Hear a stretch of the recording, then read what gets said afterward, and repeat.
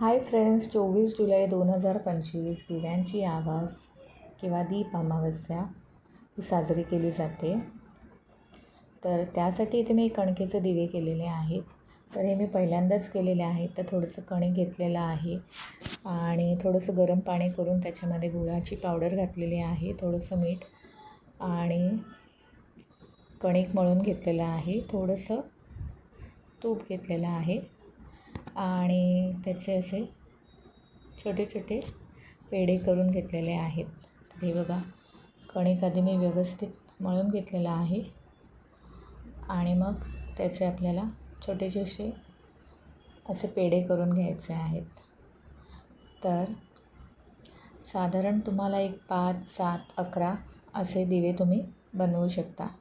तर एक मी छोटासा पेढा घेतलेला आहे आणि छोटासा चमचा घेतलेला आहे, त्याने अशी कॅव्हिटी केलेली आहे किंवा तुम्ही हातानेही करू शकता. थोडं बोटाने मी प्रेस केलेलं आहे आणि त्याला दिव्याचा आकार दिलेला आहे. हे बघा. तर हे जे कणकेचे दिवे आहेत हे आपल्याला वाफवून घ्यायचे आहेत. काही लोक प्रसाद म्हणून खातात पण मी जस्ट हे दिवे केलेले आहेत. तर आपल्याला हे स्टीम करून घ्यायचे आहेत.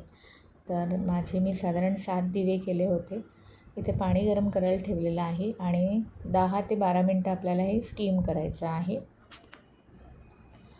तर हे झाकण लावलेलं आहे मी आणि आपण आता हे स्टीम करूया. हे बघा, स्टीम झालेले आहेत आणि थोडेसे फॅन खाली मी हे गार करून घेतलेलं आहे. तर फॅन फास्ट ठेवला होता. हे बघा. मग आपण एका प्लेटमध्ये काढून घेऊ आणि याच्यामध्ये तूप घालणार आहोत, तुपाची वात. तर हे बाकीचे पण दिवे आहेत, याच्यामध्ये मी तेल घातलेलं आहे. तर इथे मी तिळाचं तेल वापरलेलं आहे.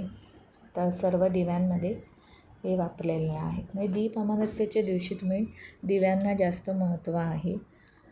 तर त्यावेळी तुमच्या घरातले दिवे सगळे घासून पुसून स्वच्छ करून ते आपल्याला प्रज्वलित करायचे आहेत.